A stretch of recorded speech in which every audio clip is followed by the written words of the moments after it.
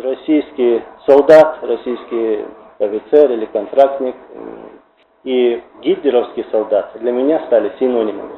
Потому что такой жестокости я даже не читал и не видел в каких-то фильмах. Людей живьем закапывали. Тогда, вот я думаю, мы все должны говорить о геноциде, а не о преступлениях именно. Это геноцид. 96-й год, вот, пример, 95-й год.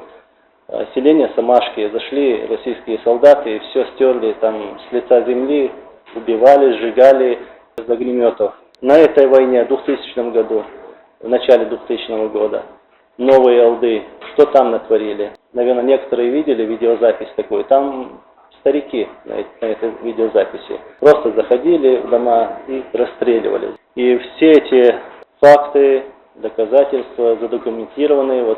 Вот акты терроризма.